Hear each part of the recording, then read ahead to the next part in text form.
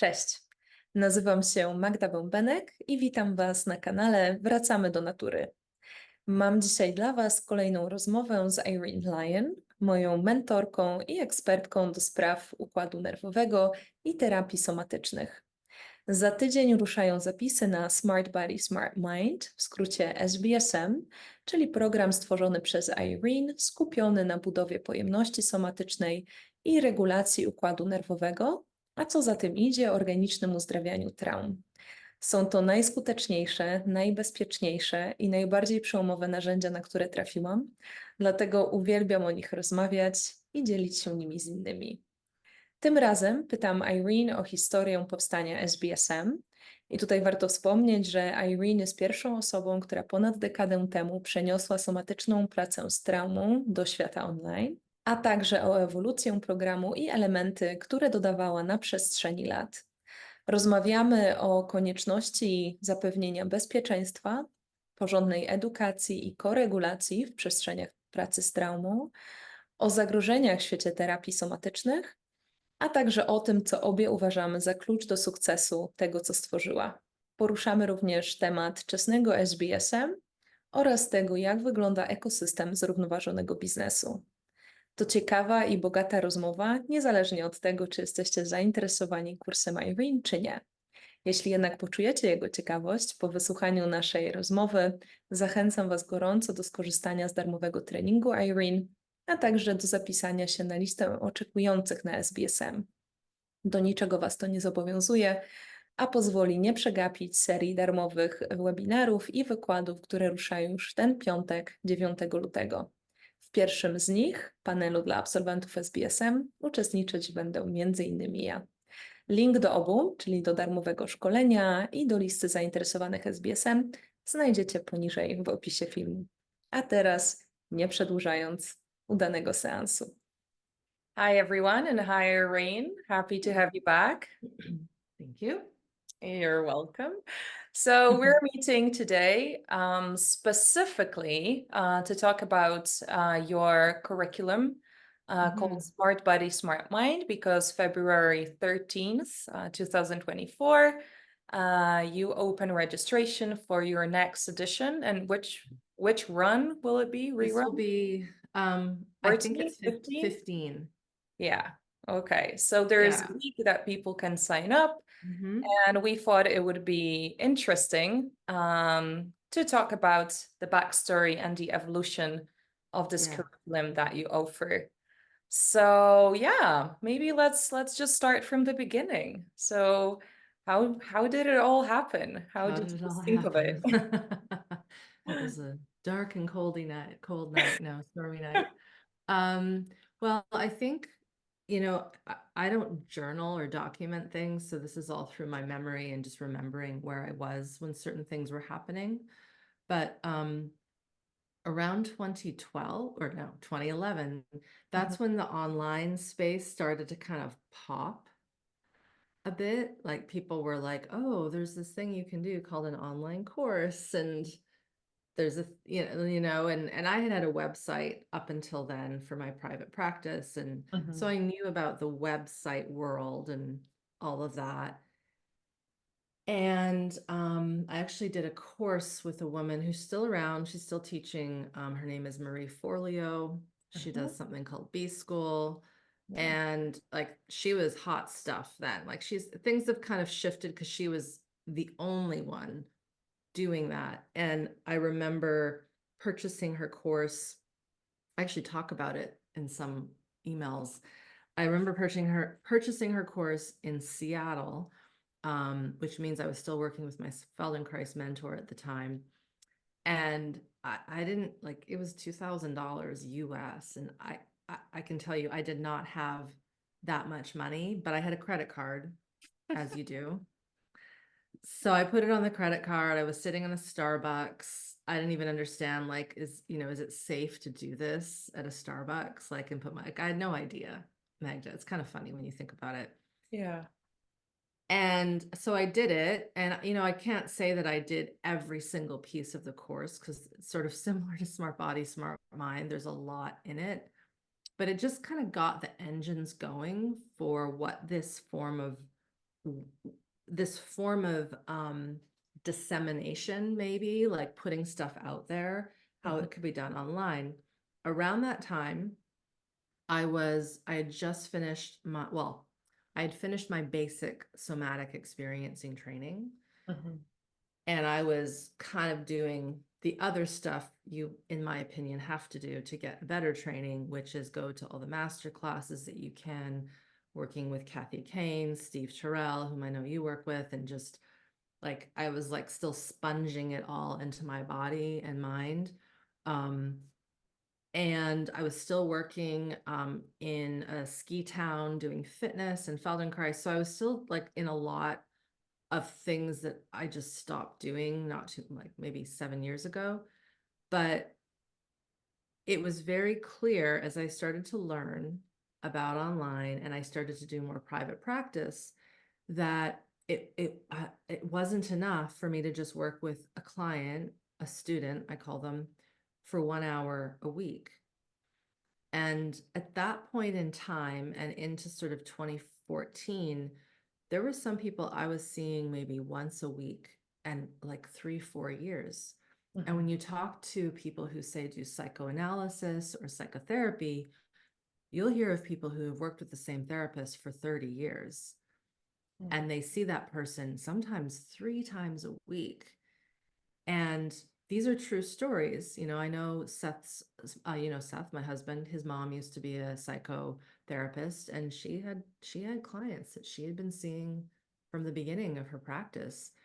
And, you know, one could say no judgment, but something's not working if you have to be that dependent. Again, this is my opinion, my professional opinion.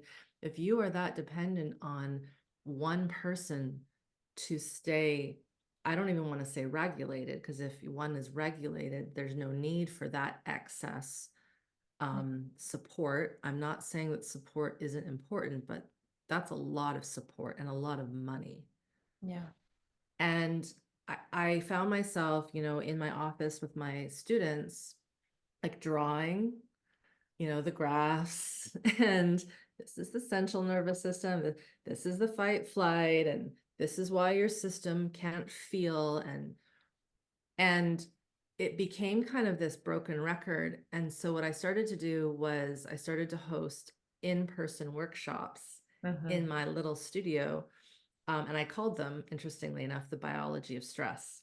Okay. So that's where that started. And I would cram in like sometimes we had 50 people and I had like the PowerPoint presentation, the projector, and I just went through these slides that I made that were kind of formed the basis of the first educational videos that eventually went online.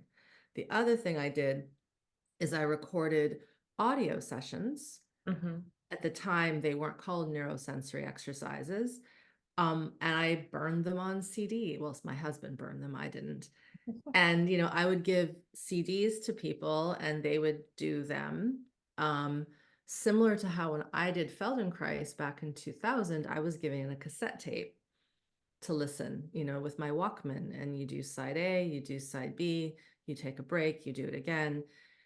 So I just sort of was doing what I had been taught in my schooling. You know, when you go and you learn, you don't just work with one person, you work with many teachers, or you do homework assignments, you go to lectures.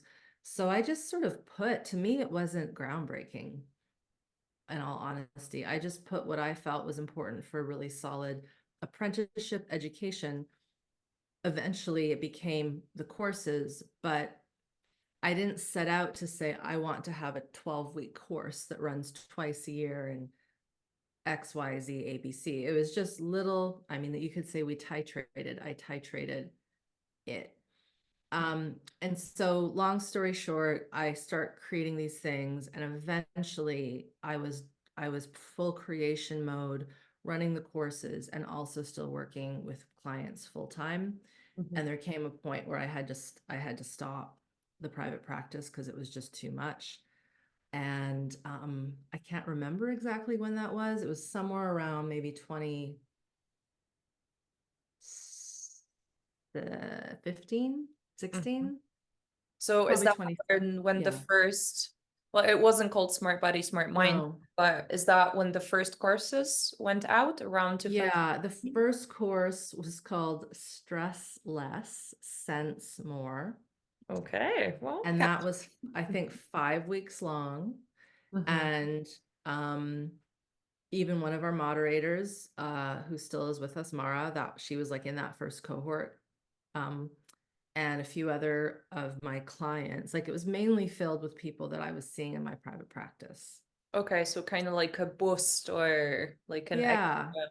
And I mean, I didn't have an email list, right? Like I didn't, like I did, but it was like not big.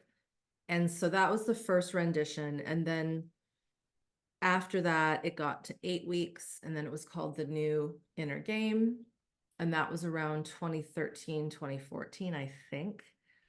And then at that point, I then had to shift it because of a copyright issue with the Inner Game concept, which apparently was trademarked, but I didn't realize that.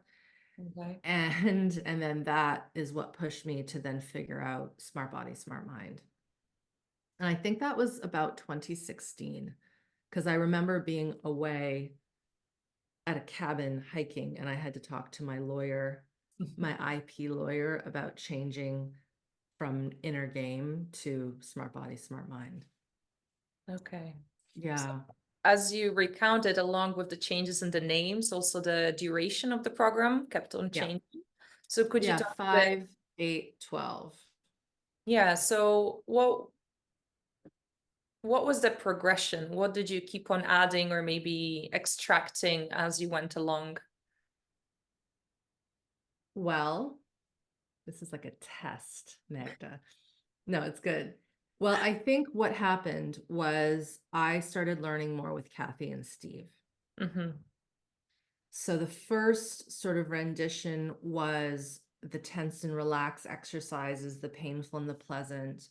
Even the diaphragms and joints were quite old, because I remember when I first recorded them, I was still living in Whistler. Mm-hmm. And Seth was actually my model. Like he laid down and I talked to him. I wonder Since, how you recorded those. So well, those were yeah. those ones. But interestingly enough, anything newer that is the mediastinum, the kidney adrenals, the brainstem, the gut brain, even the Feldenkrais lessons, they're all just me sitting there talking into a microphone. Mm-hmm. But when I was first learning how to do this, I had him just lay there, but he wasn't doing anything because the diaphragms, you don't do anything. Yeah. But I remember I guided him through it, and he had a big shift just laying there for me. And he couldn't make sounds. Like I was like, you have to be quiet. So, so that's why it got bigger and bigger, because it was like, it wasn't enough just to have the 5 biology of stress videos. We needed to have the training calls, and the training calls were really born from the deeper work in Peter's master classes. Mm-hmm. Because you don't learn about healthy aggression. You don't learn about healthy shame, toxic shame, disgust in the basic SE training. Which in a way is a bit crazy, isn't it? Because they're such big pieces. It's only 36 days. Yeah, it sounds like because You it's know? like a 3-year program, right? Yeah, So it it sounds really, like a long yeah, program, I but know. It should really be called, it should really be 3 levels, yeah. Yeah. because I did my SE full training in 2 years, just the way that the segments lined up. Okay. But here's the thing, and this is the same for those doing SBSM, and I would say you would fall into this camp, is that it depends what you do in between the segments. Yeah, of course. If you don't do anything, you're not going to get very much. But if you actually read the books, which, are never required, it's just suggested. This is in the training, not my course, but the professional trainings. If you read, if you practice, if you really work on yourself in between the segments, then you get more of a full training. But there's nothing, humans, unless you're really the outlier student academic who is a scholar in a past life, you don't know how to do that on your own. you know, you need to be told this is the assignment, you've got to get it done before the next segment, but that didn't occur. So I think for me personally, I was a bit of an oddball, because I had the capacity, I had the financial security to travel halfway across North America to do a master class, you know, or go and do still some Feldenkrais training, you know, and so I just kind of amassed all these things. And as I did that, it became very clear these are the pieces that have to be in the course. Now, there's some things that aren't necessary, that aren't in the course, that are, like, for instance, working with anesthesia and surgical trauma. You know, you actually can do that on your own if you really understand SBSM and you really work through it. But there is a level of sophistication with that work that I chose to not put in SBSM, because it can go sideways real fast if someone doesn't have enough grounding to themselves and the earth. So that's kind of how it sort of ended at 12 weeks. And within that 12 weeks, there's 2 rest weeks. So there's 10 modules, but there's 9 training calls. And then there's a Q&A every week, except for during the rest week. So, you know, we kind of massaged it and changed it. And the feedback over the years definitely informed so much. But I would say, you know, the last few rounds, we haven't had to change much. It's pretty smooth in the way it's organized. And at the same time, you actually do evolve it all the time, because, you know, I joined last year in March, so that was March 2022. So Yeah. since then, I know you've changed some of the audio practices. Yeah. And it's also really interesting because I have like 3 or 4 different ones, for example, for the kidney adrenals. Yes. And it's You're so right. That's interesting different. to also see how they change, how your voice changes, how your Yes. your wording, your temp, like it's and it's really cool, because sometimes I kind of feel more like going into the older ones, which seem a bit more kind of upbeat in a way. Yeah. And Yeah. then sometimes, you know, I just want to go to like one that feels a bit more neutral in a way. So it's also really cool to have those. And actually, like, even since last edition, which was, so now we're recording this is end of December. Yeah. So that was in September, right? So even Yeah. between March and September 2023, there have been changes, like, you know, an additional Q&A call Calls. with yourself Yes. and Seth, like Yeah. specifically shock Yeah. trauma. And then Yeah. the Q&A calls with Jen that I know Yeah. are a big hit. Developmental. And Seth around developmental trauma and like really driving Yeah. that piece home that, hey, you know, probably most of us here have this, and Yes. you know, this is what might occur, and this is what we want to pay attention, and we want to go slow and slow and slow and just titrate, right? It's just kind of always there. Whether we're able to hear it in the beginning, that's a different story, but that modeling and that kind of framework Yeah. is always there. So even I see how it has been evolving, even though I've been around for relatively a short amount of time. And I do know that there are some of your alum that have been around for quite a Oh while. man, we can't get rid of them. I mean, it's, you know, I say that with humor, but and they would laugh, you know, that might seem a little harsh for someone who's new, but it's kind of, you know, I'm trying to think of an equivalent.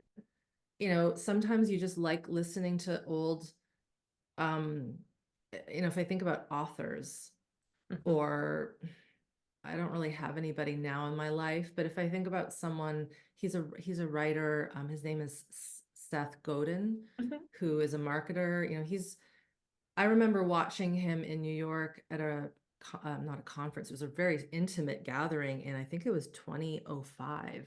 And it was just so cool to sit in this tiny little auditorium with him in New York City, and he just answered questions. But even last night, before going to bed, I was reading one of his latest books. And so, you know, I'm not done with him. Yeah. But, you know, I take breaks, and then I listen, and maybe for a couple of weeks I'll subscribe to his blog, because he puts out a new piece of writing every day. and he has for like 15, like a crazy amount of years. So it's kind of like that. I think once you get the foundations, and I do know that the people that keep coming back have pretty good regulation, but what it shows is there's always something to gain by going back. It's like going back and reading a book that you really love. You'll find a paragraph that you never read, even though it was there, you skipped over it for some reason. And I think, you're right, the curriculum has shifted in that we add things. The core, though, of it, I would say, because you're right, I forgot, I added some extra kidney adrenals, I added some more orienting lessons, and that came from, the feedback that says it's too long for me to orient for even 10 minutes. And of course, I'm someone's like, well, then just stop the recording, but I then have to go, I'm not the student. It's like, okay, let's make one that's 5 minutes. But even then there'll be someone that's like, that's still too long. And so there comes a point where you have to say, okay, that's good enough. Because you can't offer to every single situation, but you try the best. And then that's where the constant reiteration, Magda, of like, you have to go at your own pace. And that, if you can figure that out and listen and actually listen, that's like 99% of the learning. Yeah. Because you can just move, because we have had people in the earlier years where I was less stringent on that, who treated it like a university class. Like, I have to get everything done each week. I have to blah, blah, blah. And they go through it and they're somewhat okay, but they've actually overridden a ton. And then they come back and they go, oh, I get it. And then they go slower and then they sink deeper into more capacity, which then leads to more regulation. So in some ways we call it a course, but it's in many ways, it's a curriculum that's just something that you keep repeating and repeating and repeating. Yeah, and I've also heard the different wording that you've started using. Instead of calling it a course, more a curriculum. Yeah. You will say, oh, and the next semester is starting. So, and it feels like it's pretty accurate to call it semesters. And in a way, like maybe at university, we might we might choose our classes each semester, each year. Yeah. And I know for myself that, the first time I did it, by the rule book. So I went like one after another. And then every time since then, like I'll always pop in, I'll introduce myself, I'll say, this is the next round I'm doing, but I'm actually not really, like I don't follow it. And then, one semester, I'm just listening to the Q&A calls and I don't really want to listen to anything else. The next semester, I'm like, oh, I really want to watch the biology of stress videos. And last time I couldn't even get like near them. I was like, oof, no, thank you. Not now. So it's really interesting how that also shifts and our needs and our system kind of telling us, okay, go listen to this, but this, let's hold up for a moment. But as you say, it takes a while to actually get to the place where we can hear that and then follow it.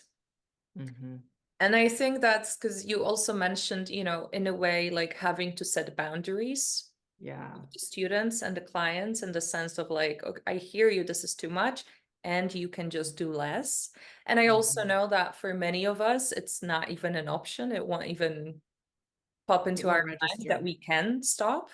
Like, we'll just not give ourselves the right. And obviously, that's more a symptom of, our past experiences. Of course. But I think this subject of boundaries and in general safety is super important in any learning environment, especially in any environment that touches into trauma work, and especially the early developmental pieces. And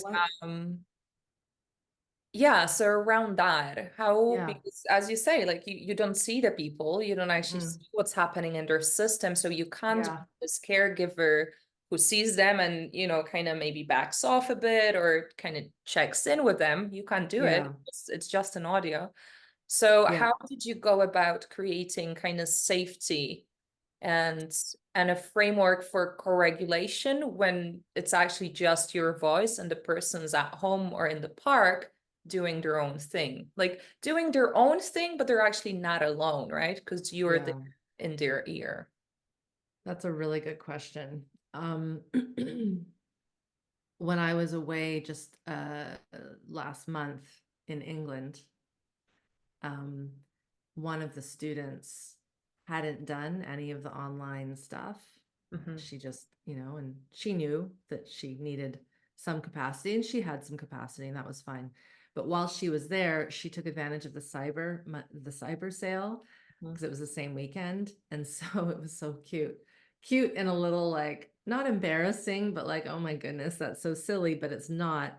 She had her phone and it was our break or it was lunch and she was listening to the orienting, just walking around the parking lot. And she was just so happy because she was being guided into the environment because her mind, obviously, just for whatever reason, and her traumas just couldn't do that. So when I set out to create the neurosensory exercises, my intention was obviously to teach people the things, the theory, but the practice of the theory. But what actually just landed for me, Magda, literally like the last few weeks when I was away, was what glues it together is the Feldenkrais principles Mhm. of how you would teach an awareness through movement lesson to a group of people. And my sense is, and this is, I can't like prove this, but because I have been teaching group, even before I was in Feldenkrais, I was a fitness instructor. I worked with elderly. I worked with wheelchair athletes. I worked in an animal hospital from a young age, caring for all sorts of crazy dysregulated animals and scared animals and cute animals. And so I had a really weird upbringing of knowing how to like, in some ways, command the room, but also be aware of all the things that are happening to make sure things stay calm and, in check. And so I'll get to like the full answer. So another interesting example is a colleague of mine who is a Feldenkrais practitioner. He works for the ski teams in Europe. He finally did the 21 days like sometime this last year. And he sent me a message because he's also Feldenkrais and he's very much in his body, but he's just learning about SE. And he's like, how do you know?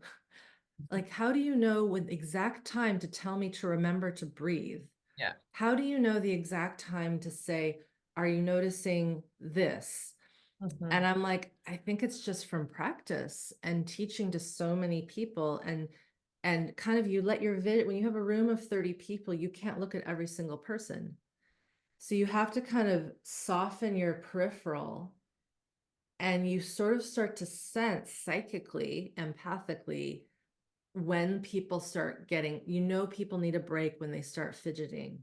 Mhm. People aren't sure what's the direction is when they're not moving as quick as you think they should. Mhm. Um, and so that was another interesting thing. So because of the way that I've been able to pace the lessons, the person on the other end, I think, feels that I'm actually with them, but I'm not with them. It's because of the experience of being with a lot of other people in the past. I think that's why that part works. Mhm. Um, and then I think the other thing is, I, I'm not sure someone can put together an online course in the way I have if they haven't worked with people in person. Mhm. I just don't think it's possible. And so this is where because I've looked at some other courses where people are teaching very specific things, very, I'm going to say this with air quotes, vagus nerve toning exercises, and there's no life to it. It's just an instruction. Yeah. And I don't know, maybe maybe they were in a classroom learning this with people, but my sense is if they've learned it over the last 3 years, it wasn't in a classroom because of obvious reasons. And so it just doesn't have that juiciness. You know, when I'm teaching, even if it's a recording, I can tune in to sitting in a room with Kathy and Peter and Steve Hoskinson and Steve Carell and all my peers and just feel that field, as Kathy would say, the friendly, happy people, like all the people that are there helping, supporting. And so while I'm not constantly thinking about that, it's sort of just when you've done it enough times, it just comes across that way. Does that make sense? Yeah, I think it does. Yeah, Yeah. I also think that, in some way, again, I have no way to prove it, right? But because we can Yeah. say that an audio recording, it's just an audio recording, right? If the person's Yeah. not there, if it was recorded 4 years ago, it doesn't carry any energy or anything. I actually Right. think it does. Yeah, it does. Yeah. And, I don't know whether that would be the quantum field or the morphic field or whatever field it is. Well, if Um, you think about it this way, I just saw a beautiful piece of furniture mhm, that someone made for their wife. Yeah, the husband is a carpenter. mhm, And the wood on this piece was exquisite. And you could just see the perfection and the sanding and the staining. And it was beautiful. It's like you could say, well, that wood isn't alive anymore. It's been chopped down and sawed but it does have an aliveness because there was care that was put into it. Like there's been moments, Magda, when I would record lessons and I knew I would have to stop if I had to restart more than 3 times mhm. because my throat was dry or I kept screwing up my words. And then it'd be like, not now. Yeah. And then you know that it's a good transmission, if you want to use that term, when it's just there. But that comes with practice because you can't go and teach a group of people and say, it's not good right now, come back tomorrow. So there's also, this is that thing of being in an in-person class. It trains you to show up and teach no matter what and no matter who's there. The other thing I wanted to touch on was boundaries, Mhm. because that's something that we've improved upon in the course. You wouldn't understand that by looking at the curriculum and the web pages and the audios, but it's in the communication of what this is when we start, this is when we end. Irene is not here, Irene is there. We start moderating here, we end moderating here. And I mean, this is legal stuff, but oddly, until we had really strong legal parameters, we had some bad apples come in and cause trouble, wanting more, this wasn't what I signed. It's like, well, actually it was, you agreed to this. And, feeling that, I should be doing one-on-one with everybody. It's like, well, no, I'm not against one-on-one, but this is not one-on-one. This is and so when we really got strong and clear Yeah. with that, it shifted the dynamic, and it almost is similar, if not parallel, to when you're a little toddler. Exactly. That's what I was thinking If of. you aren't given a boundary, no, and you know this through the work, like healthy shame, right from wrong, that's not for you, this is for someone else. Yes, you feel uncomfortable, that's life. Yeah. These are the things that you have to teach a human. And for many of the students with early developmental trauma, and it doesn't have to be abuse, it's just being misattuned to, they have never felt a boundary in their life. And for some people, it's going to feel too harsh Mhm. and they're not going to join, and that's fine. But for some, it's almost like they have permission Yeah. to just do this. Yeah. And I don't have to be Irene because I can't be friends to every single person. That's not why I'm there. But at the beginning, I see this in online forums and in online we could say with influencers is there's no boundary. It's very leaky. And if I think about when I was in university, you know, you didn't know if your professor was married, what sexual orientation they were, did they go to church, what political party they were part of. They just showed up and all you cared about is if they were a good professor. Exactly. And they made the lesson interesting. And then they went home and you went home or you went to your next class or they went to their next lecture. And I think there's been a lot of, there's been too much bleed over or just it's gotten murky in the online field. And so that's the other thing is I stay very private, with the exception of sharing stories that might help the teaching from my life, but I'll never share a story that's happening in the moment. I wait for at least a couple months, if not a year, for something that has healed to fully know that it's settled before I share it. Because what happens is if you share something when it's not fully integrated, you get projections and energy can come and disrupt that. And that's why I'm also very adamant about, you know, not, if people have children, being very cautious about sharing their kids online. I mean, I'm kind of going off on a tangent around that, but these are the things that actually keep SBSM, or we could say 21 days. It is just about the work. Yeah. And if there's a problem with that, if you need to know more about my personal life, then there's some kind of weird psychotherapy thing that I can't describe. Like you're trying to enmesh with me, you're trying to bond or look for problems in my life so that they can say, I don't want to learn with her because look, she does this or she believes in that. It's like, no, actually, this is my expertise. This is what I do. This is my profession. It's there for you if you would like it. It's helped thousands of people. But if you're not okay with just learning for the sake of learning, then this probably isn't for you. Might sound harsh, but that's just how we have these boundaries in place. No, and I think it's really important. And I know like in my own journey with social media, Yeah. and you know, my kind of looking for praise and my outsourcing my sense of, you know, worth and Yeah. fulfillment, and then my codependency in my relationships, and then Yeah. kind of blending those two. Woof.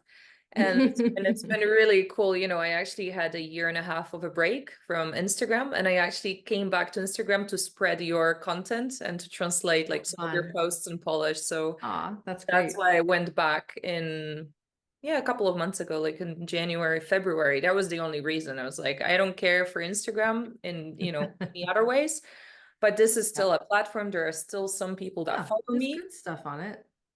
Well, I found you through Instagram. Actually, I Yeah. think it's through some other person who had a course that I took, which was like Yeah. somatic course. Yeah. But yeah, there is no comparison in the quality and the depth and the relation of the person doing it and so on. But the thing is that, you know, if we ourselves are in a lot of dysregulation, sometimes we can't, you know, we can't really feel it, right? And then we're kind of, and if we have the codependency, which again, a lot of people with early developmental trauma will, then that's kind of that pull, right? To, on the one hand, kind of overshare and bleed ourselves into the world, and then to also kind of welcome that or look for that with the other.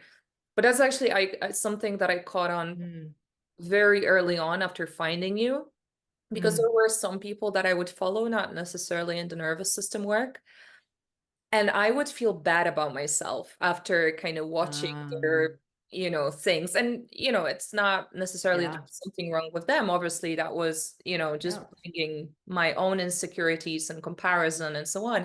I never had that with you, right? I remember catching that and going like, oh, like you teach a lot of really valuable things. And yet I never compare myself to you. It's more like, oh, look, this is possible. You know, this is how you can progress and what you can learn, you know, personally, professionally. Yeah. But I've never had a moment of feeling bad about myself or anything like this, which now it's, again, with more regulation, it doesn't come up so often. But with some people it would. And like people that I Yeah. know you also follow because you share some of those stories, some of their content, and I love their content in some ways.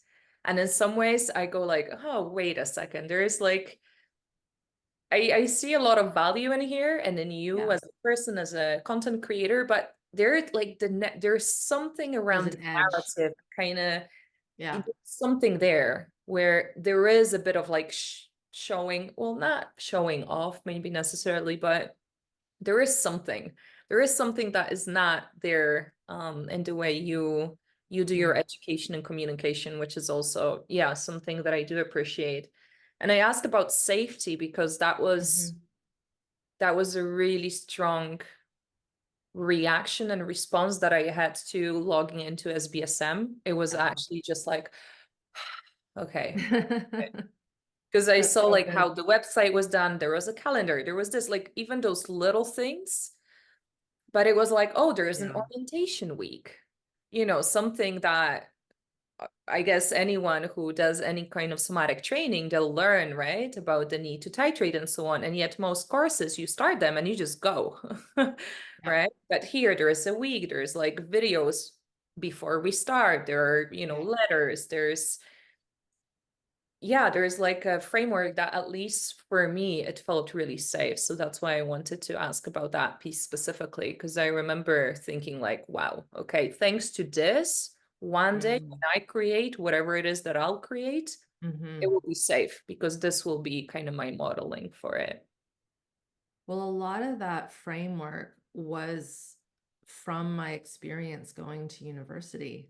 Mm, So, I never traveled. Well, that's not true. I traveled to Australia, but that was grad study, so it's different. But typically, especially in America, which I'm not in, but I know this from people that I know there, you will go to college or university a week before mhm. to get into your dorm room, and it's literally called orientation week.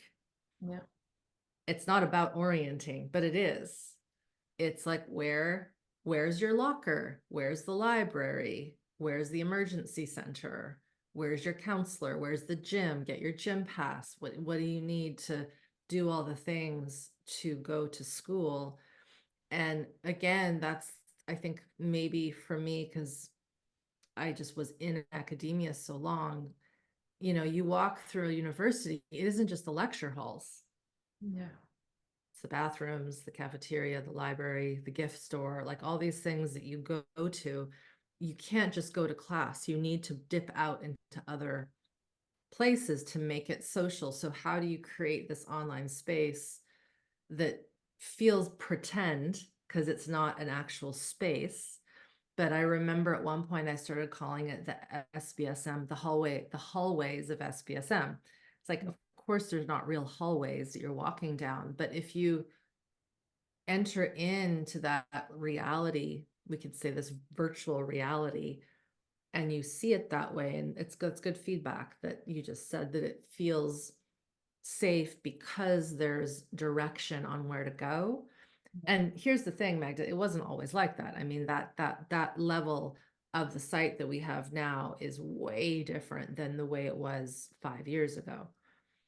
And that was from feeling the field and being like, why are people so confused about this? Mhm. Right? Why is it hard for people to, I mean, there's still a lot of people who still don't know how to find the handouts for the training calls.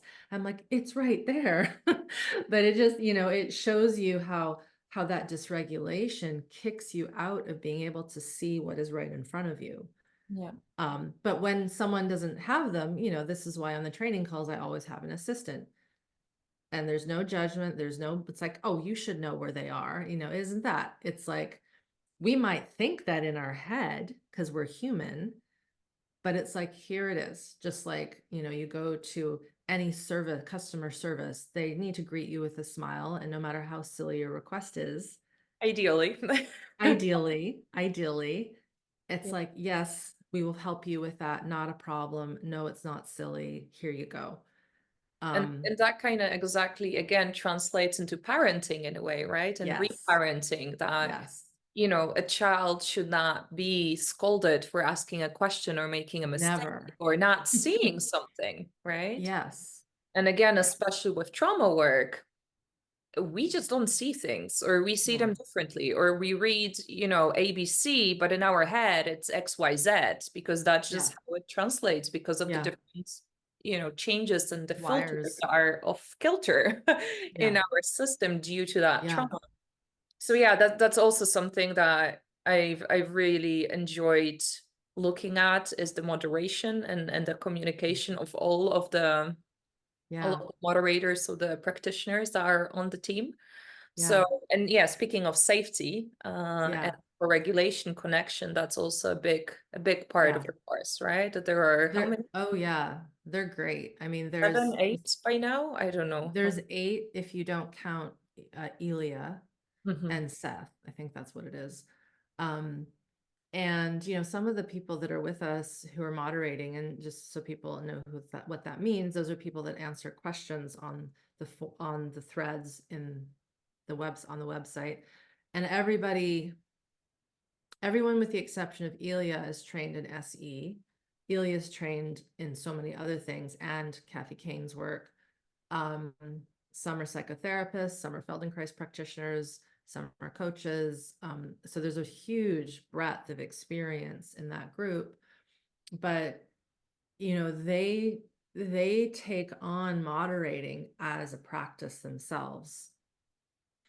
And we talk about this, we meet about this. We do training with them. It's like, you have to be oriented. You can't be rushed. And we can tell when someone is rushed, because we're human, we're not always going to be perfect in our response. And then we'll go back and they'll study their answer. Mhm. Like we're monitoring, like there's a monitoring of quality.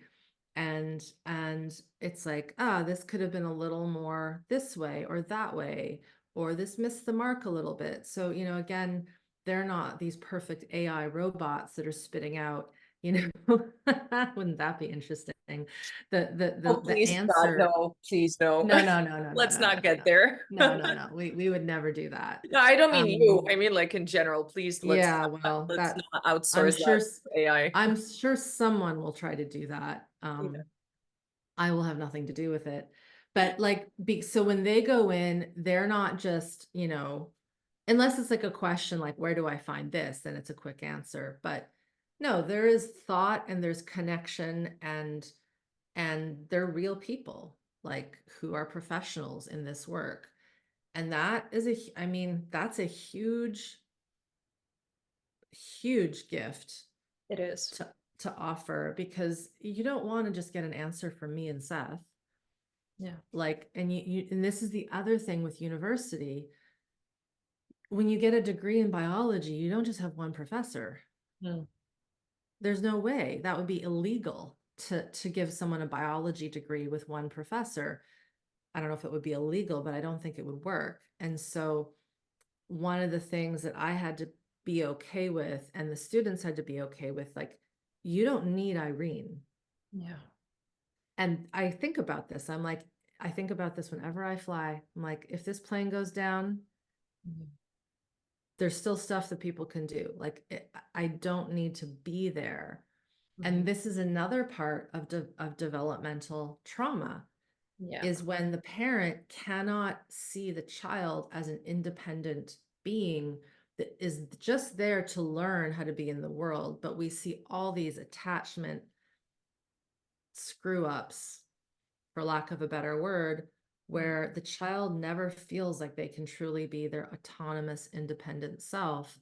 And that's either because they weren't taught how, or, and this is not all the reasons, the parent is looking for a friend. Yeah. They're looking for constant love and connection because they didn't get that from their upbringing.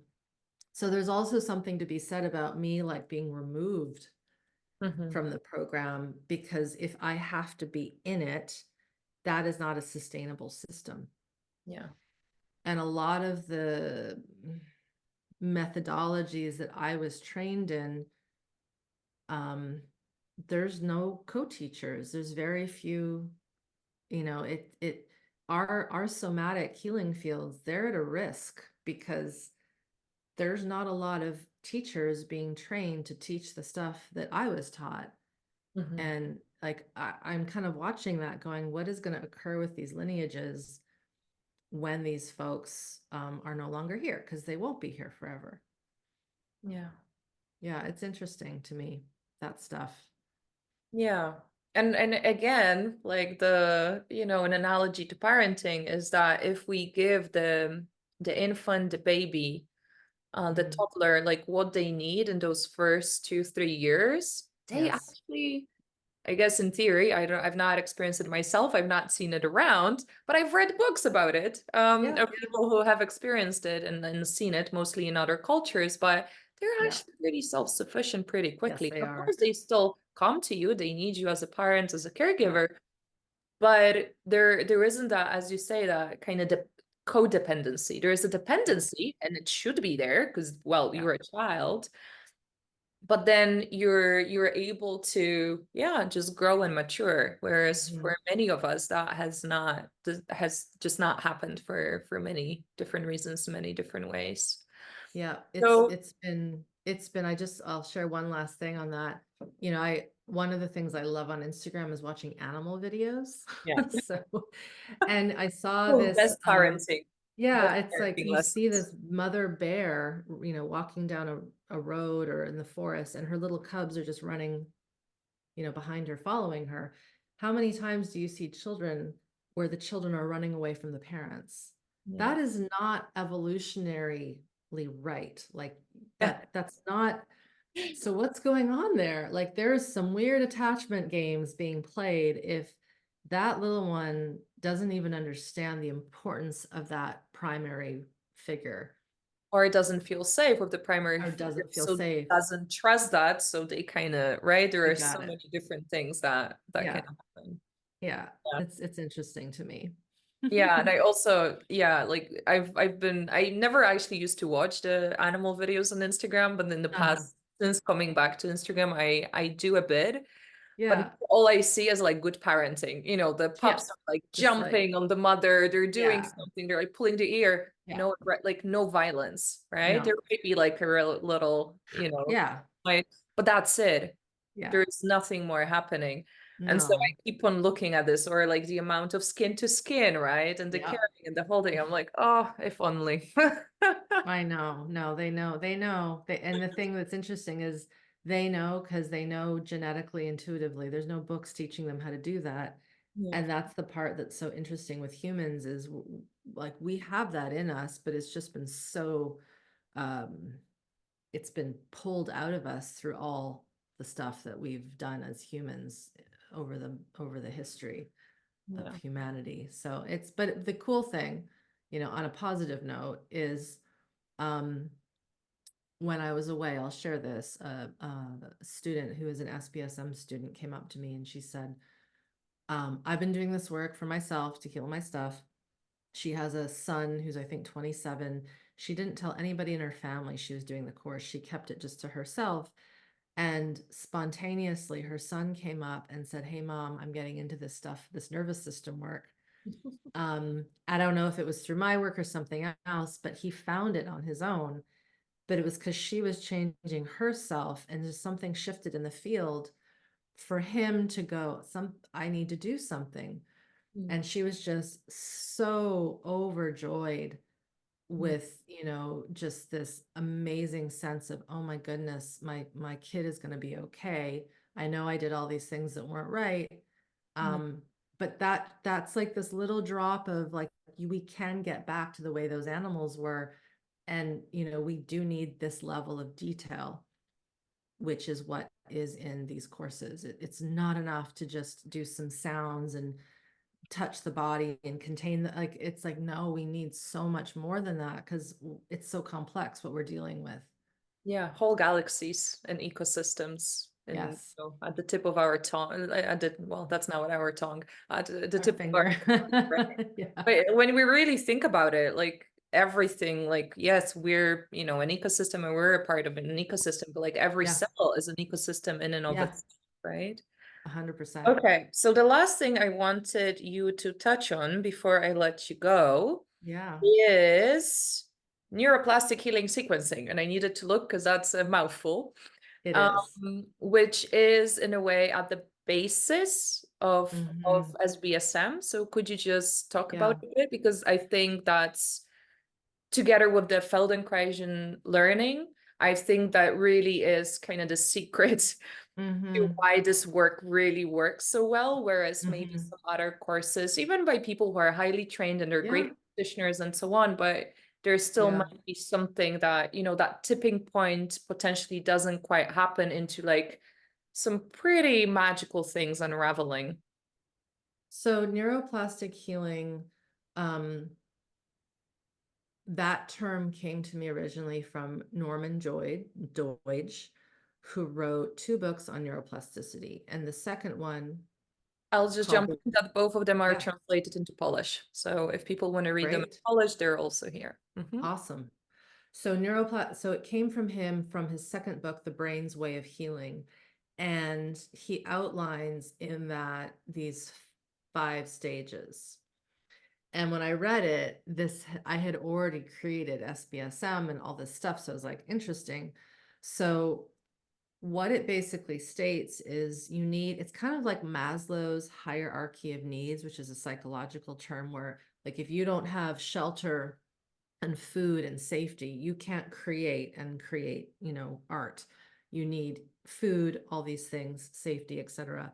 So the neuroplastic healing sequencing concept, because I think it was me that put the sequencing piece in, is like Maslow's hierarchy of needs, but for development of regulation in the nervous system. And so the first sort of stage would be basic, he calls it correction of the neurons and glia, which is a fancy word for, or a fancy way of saying you need proper nutrition. You don't want to be eating toxins, all those things, sunlight, exercise, which for some people, just doing that makes a huge difference.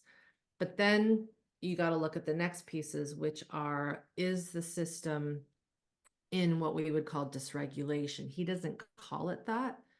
So I took it one step further. So his neuromodulation is what we would call regulation, or getting more regulation on board, getting the sympathetic and the parasympathetic nervous system in good harmony. Another portion of it is, he calls it neurostimulation, which is just a fancy word for doing something that stimulates the system to learn, that it's actually getting sunnier as we're talking. So I can feel them shifting. So that sun is stimulating my brain, my eyes to have to do something differently. So in SBSM or any of the courses that I have, like there is an aspect of stimulating the brain, stimulating the body through touch, through sound, through learning, to learn essentially. One of the most important ones is, he would call it neuro relaxation, which is letting the system rest.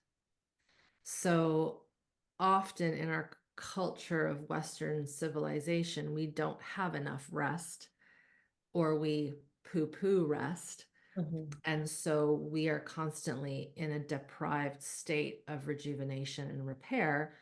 When you're young, you can get away with it a bit more because of youth, but this is why we see people get sick a little later in life, and it's actually happening earlier now, because the cells aren't going into that deep rest digest situation. So this is where in the course we might say you might only do the first module, because you need so much time to let your body rest, because you have been driven in survival mode for your entire life.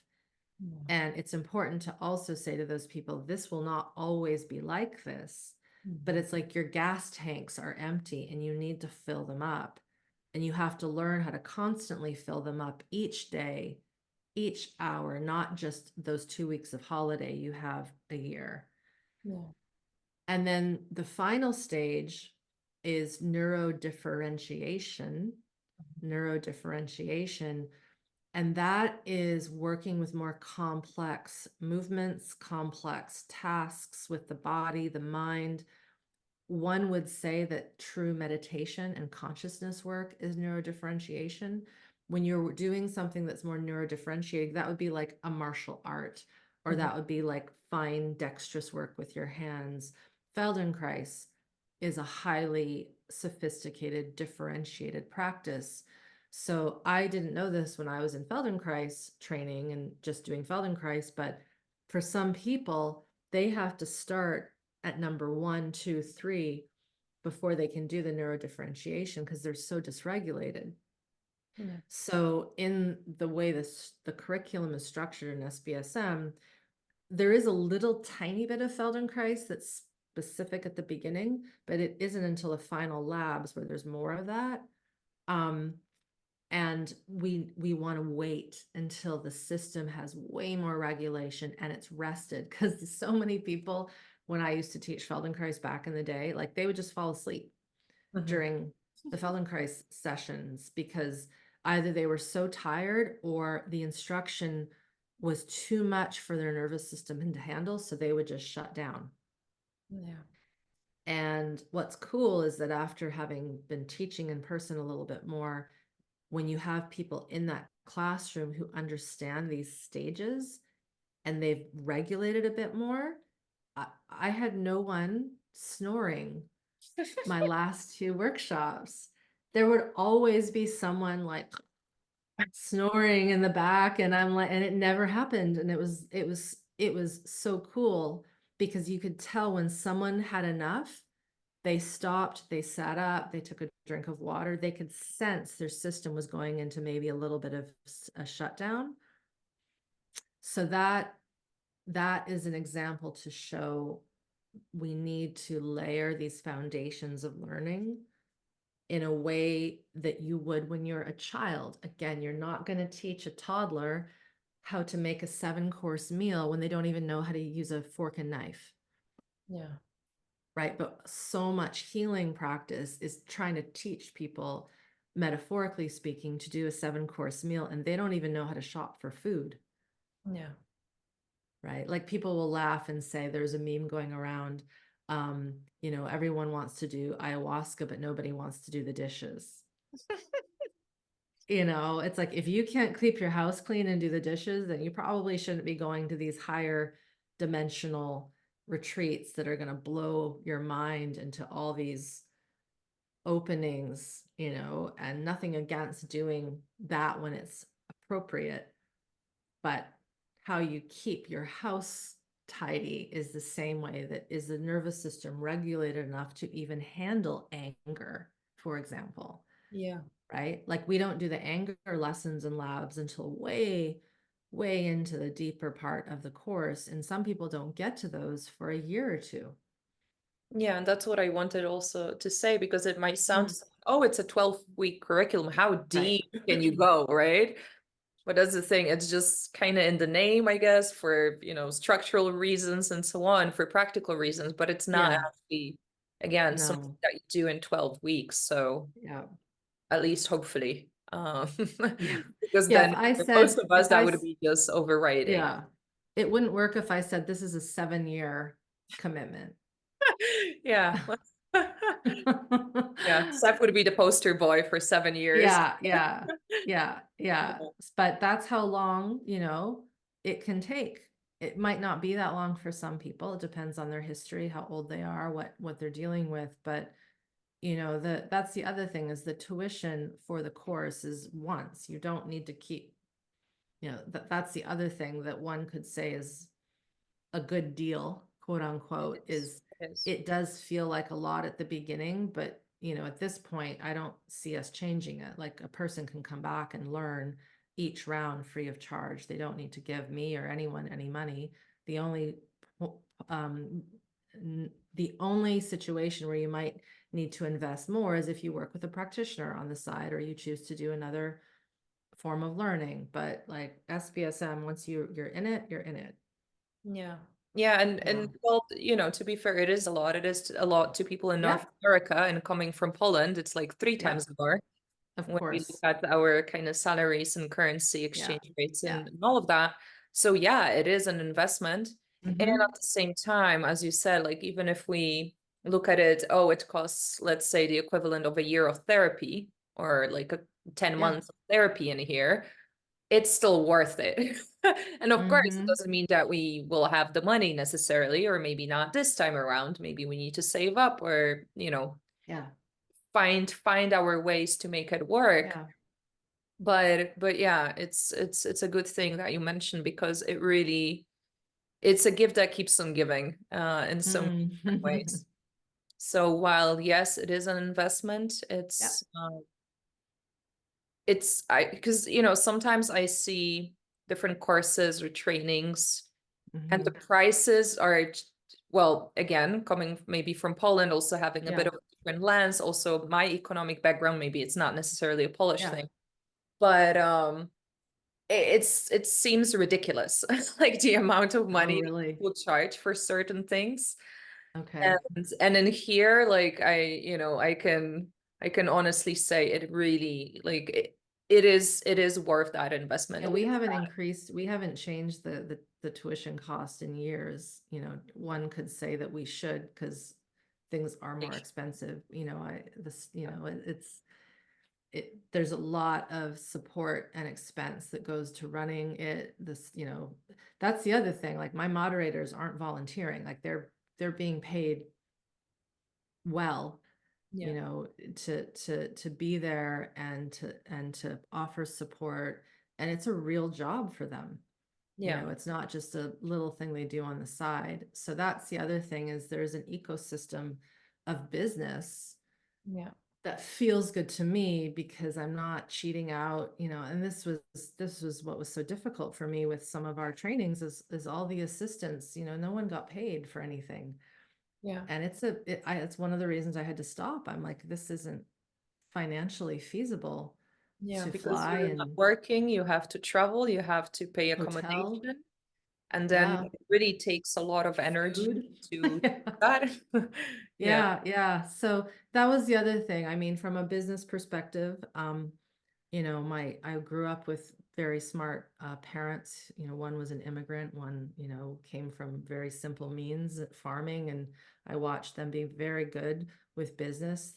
My parents charged, top dollar, but they gave really good service in their veterinary practice. And that's the other thing is for something to sustain, you have to have good practices and you can't cheat out things.